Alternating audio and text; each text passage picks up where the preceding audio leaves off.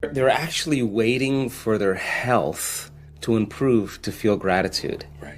They're waiting for their new relationship to feel joy and gratitude and thankfulness. They're waiting for the new career to happen. And once it happens, then they celebrate and feel gratitude. Well, if you believe that your thoughts and feelings produce an effect in your life, and you're living in the lack every single day waiting for it to happen, you're separate from the experience, right? So if you think about the emotional signature of gratitude, when you are receiving something that you like, that's pleasurable, you've just gotten or received something that is pleasurable, something just happened to you, or something's happening to you that you like, you say thank you, you feel gratitude. So the emotional signature of gratitude is that something has already happened. And it is the absolute perfect state of receiving. It is the absolute state of receivership. So here's an example. A person gets a diagnosis. The diagnosis is something like cancer. The first moment they hear that word, they feel fear. They feel a change in their internal state, and they pay attention to what the doctor says. They take a snapshot, and they create that memory. They remember the moment the doctor said that. So now they're in fear, they're scared, and they're going to think positively. Or they'll say, I'm going to beat this thing. Well, if they're feeling fear, they can only accept, believe, and surrender to the thoughts equal to their emotional state. That fear thoughts will be the only ones that will make it in there. Now, if the person changes fear to gratitude, as an example, and they really start training their heart, we can measure when a person feels gratitude, what happens to their heart. Their heart gets regulated, starts beating more coherently, it starts increasing energy to the brain, it starts creating an ambient field around the body. This is when your heart starts working for you. That when a person starts feeling gratitude, then the emotional signature in the body is that something's happening to them, or something's just happened to them. So if you're in a state of gratitude, you're in a state of receiving, then the thoughts that you think will make it to the body and program the autonomic nervous system into a different destiny. So just in 4 days, we found that when people, 10 minutes a day, for 4 days, traded anger, frustration, fear, all those limited emotions for gratitude, that their immune system improved by 50%. They made immunoglobulins that made their body stronger. Now if a pharmaceutical company had a drug that could strengthen immunoglobulin A in your body, it would be on every television commercial during the news. And yet your nervous system's the greatest pharmacist there is. So then your body is objective. It's your unconscious mind. It doesn't know the difference between a real life experience that creates an emotion and the emotion that you're creating by thought alone. So if your body is feeling gratitude, it's believing that something's happening to you. So in the beginning you go, well, I'm going to try gratitude. And then you think, well, this feels really weird. Why would I give gratitude until it happens? Well, because that's how you've been hypnotized. You've been programmed that way. But what if you change it around? The moment you feel gratitude, your healing begins. The moment you feel grateful for your life is going to change. Now you're causing an effect. So we have to embrace the emotion before it happens. Now, why? Well, let's just say you just did a great meditation and your heart is blown wide open and you feel grateful for life. Or you're connected to the emotions of your new career, your new job, your new life. If you're feeling the feeling that your new life has already happened, you wouldn't be looking for it any longer. You would be feeling like it's already happened, so you wouldn't look and be separate from it. You would feel connected to it. And then if you lost it and you started feeling angry because of traffic, I'd say, oh my God, you're back to the unconscious program again of allowing something outside of you to control your feelings and thoughts. You're back to that victimization program. So then when you start playing this game and you catch yourself and you self-correct and you get back into gratitude and feeling it, then your body is no longer preoccupied of when it's going to happen or where it's going to happen. If you feel it, it feels like it's already happened. Where you place your attention is where you place your energy. So if you have all of your attention in the present moment, you're conserving a lot of energy to create with. If I'm talking to you and you're thinking about where you're going to go for lunch and who you're going to go with and how you're going to get there, and I'm talking to you, you left the present moment and your attention went to some future. and your energy will go down, and you won't be able to comprehend what I said. If you start thinking about what you should have said at the staff meeting 3 days ago, and I'm talking to you and your mind is back in the past, you're siphoning energy out of the present moment into the past. So people are constantly siphoning their energy into a familiar past or a predictable future, because that's where their attention is. And the stronger the emotions that we feel to certain problems and conditions in our life, the more we pay attention to them.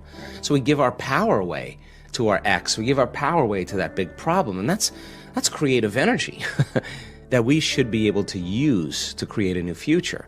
So then when a person's sitting in a meditation and they're doing absolutely nothing, and it's 8 o'clock in the morning, and their body for the last 10 years has been going in traffic and getting angry and frustrated in traffic, and now they're sitting in a meditation at 8 o'clock in the morning, the body's going to say, hey, you're off schedule. I'm used to suffering and getting angry here. Yeah. So the body's going to start looking for that emotion, and it's going to start influencing the mind, and you're going to start getting images and memories, just so you could feel that emotion. Like now the person's back in the past. But if they become aware that they're siphoning energy out of the present moment into the past, and they settle the body back down into the present moment, that's a victory. And those victories add up. And you're telling the body in that moment that it's no longer the mind, that you're the mind, and that's a victory. And then people get frustrated and they say, I can't meditate. Oh, really? Well, actually, you're doing it right. That's actually what meditation, you're doing exactly what you're supposed to be doing. And then all of a sudden the body says, well, it's 8:15 now. This is when you normally, go get something to eat, and you have your coffee, and your body's starting to want to get up and do something. You become aware that your body wants to get up and move, and you're in the meditation, and you tell your body, You bring it back to the present moment, and you settle it back down. You are training the animal. That's a victory. Now you're executing a will that's greater than the program, because most people lose their free will to a program. Now you're telling the body, I'll tell you when we get up, not when you want to get up. You're not the mind, I'm the mind. And that's a victory. Now, we've done the research on this. If you keep doing this and you stay with it, sooner or later, the body's going to surrender to a new mind. And when that happens, there's a liberation of energy. The body is freed from those habituations and those emotions. The body's going from particle to wave, from matter to energy. And all of a sudden, you're dialing down the anger. You're dialing down the vigilance, and the body now is being conditioned to a new mind. That is the present moment. And when you're in that present moment, something really amazing happens. You forget about you. All of a sudden, you're not your face, you're not your culture, you're not your marital status, you're not your diet, you're not your past. You're basically just an awareness. You're in the unknown, and that is the perfect place to create from. So it turns out that when people do this properly, they heal themselves of anxiety. Why? Because they're no longer obsessing about some future. When they find the present moment, they heal from their depression because they're not a bit hopeless and powerless in their past. The body's conditioned now. And so then, when they overcome themselves in their meditation and they step out into their life, they are more present. They can connect. They are more patient. They are more loving because they overcome the animal part of themselves. And the beauty behind that is that all of a sudden, you're not predictable. And now we're out of the philosophical, theoretical realm. We're in the practicum, which is where really the magic happens. So the eternal present moment, the sweet spot of the generous present moment, is the place we can create from. And when we're there, we disconnect from our bodies. We become nobody. We disconnect from people in our lives. We're not thinking about our ex or our boss. We are no one. We're not thinking about our cell phone, our computer. We are no thing. We are not thinking about where we live, where we work, where we sleep. We are nowhere. And we're not thinking about the predictable future and the familiar past. We're in no time. And when you're disconnecting or dissociating from everything known, you're in the unknown. And that's where the magic happens. So when a person changes their thoughts and feelings and they're creating from the field, when there's a vibrational match between their energy and that potential in the quantum field, and they're creating connected to the source, and that source energy is actually connecting everything material, they no longer have to go anywhere and get it. In fact, now, they're actually going to collapse time and space, or the experience is going to be drawn to them. Now they're the magnet. That's when they start drawing experiences to them. Now they're not going anywhere to get them. Now they're coming to them. That's when it gets fun. And if you're not being defined by a vision of the future, and you wake up every morning It makes total sense then when you see the same people and you go to the same places and you do the exact same thing at the exact same time. Now your personality is no longer creating your personal reality. Your personal reality is creating your personality because every person, every object, every thing, every place is mapped neurologically in your brain. And since you've experienced your boss, since you've experienced your coworker, since you've experienced your ex, the moment you've experienced them at some point, there's an emotion associated with them. So then all of a sudden people wake up and they're not aware of this, but their environment is influencing the way they think and the way they feel. So when things are going good, they feel good. When things are bad, they feel bad, which means they're victims to their environment.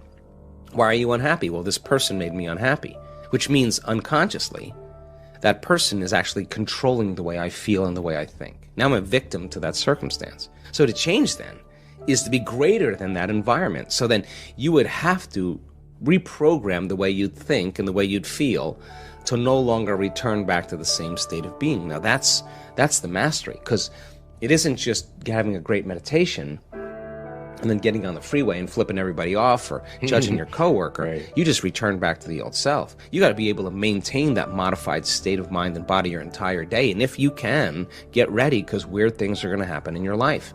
So the person who's starting to try it out in a curious way, like, let's just do the experiment. Let's just see if I change my energy, I change the way I think I feel, is there going to be some effect in my life?